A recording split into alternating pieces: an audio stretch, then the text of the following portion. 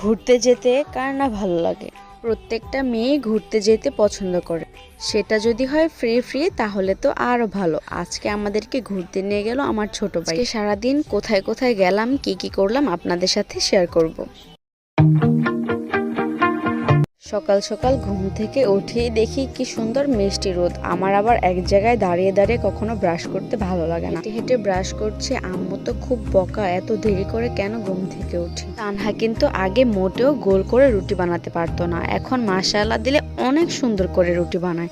তার রুটি দেখে আমি তো পুরো অবাক। বললাম তুমি তো আগের থেকে অনেক বেশি সাংসারিক হয়ে যাচ্ছ। তারপর দেখি আম্মু এখানে ভাজি বসিয়ে দিয়েছে। ভাজিটা একটু নরম হয়ে গেছে। সবসময়ের মতন আম্মুর ভাজিটা অনেক মজা হয়। সকালে এই ভাজি রুটির সাথে অনেক ভালো লাগে আমাদের। এখন তো শীতকাল, ভাজিতে একটু ধনিয়া পাতা না দিলে সুন্দর একটা গ্রান আসে না। প্রত্যেকটা ভাজিতেই ধনিয়া পাতা দিলে ভালো লাগে।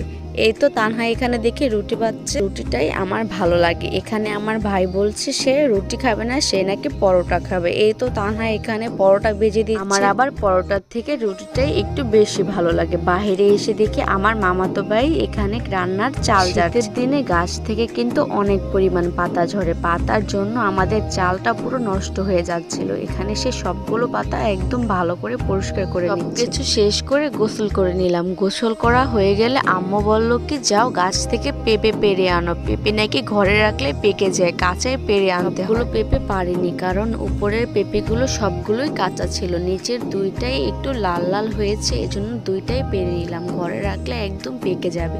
প্রথম আমি নিজের হাতে পেঁপে পাড়ছি, ফিলিংসটাই যেমন অন্যরকম। অনেক ভালো লাগলো পেঁপেগুলো পেড়ে। দেখুন পেঁপেগুলো কি সুন্দর, কিন্তু এখনো রং আসেনি, কয়েকদিন গেলে রং এসে। খাওয়া দাওয়া শেষ করে সবাই বলল অনেক দিন হয়েছে আমরা কোথাও ঘুরতে যাই না, চলো আজকে আমরা সবাই মিলে ঘুরে আসি। এই তো যেই কথা সেই কাজ, আমি আম্মু আমার ভাই তানহা সবাই মিলে চলে গেলাম ঘুরতে। এই তো এখন অটোতে উঠে পড়লাম। আজকে বিকেলটা অনেক সুন্দর, সবাই মিলে এক জায়গায় যাওয়ার মজাটাই আলাদা। এই তো সবাই মিলে চলে যাচ্ছি আমরা অটোতে উঠে। আমার তো অটোতে অনেক বেশি ভয় লাগে। কথা বলতে বলতে চলে আসলাম এই তো বাজারে। এই জায়গাটির নাম জুরাইনপুর। এই জায়গাটি আমাদের এলাকার আশেপাশে, এজন্য খুব তাড়াতাড়ি এই জায়গায় আসতে পারি। সবাই মিলে আসাতে অনেক ভালো লাগছে। এসেই দেখি এখানে একটু নদীর মতো, জায়গাটা দেখে অনেক ভালো লাগলো। কিছু ছবি আর ভিডিও করে নিলাম। এই জায়গায় আমাদের মতো অনেক মানুষরা ঘুরতে আসে। ফেরা শেষ করে একটু চলে গেলাম খাওয়ার জন্য। গ্রাম দেশ হওয়ায় এখানে বেশি একটা রেস্টুরেন্ট নেই, কিন্তু এই যে একটা রেস্টুরেন্ট দেখা যাচ্ছে অনেক সুন্দর। এখানের খাবারগুলো অনেক মজা। আমরা আগেও এখানে এসেছিলাম, কিন্তু সবগুলো খাবার ট্রাই করা হয়নি। আজকে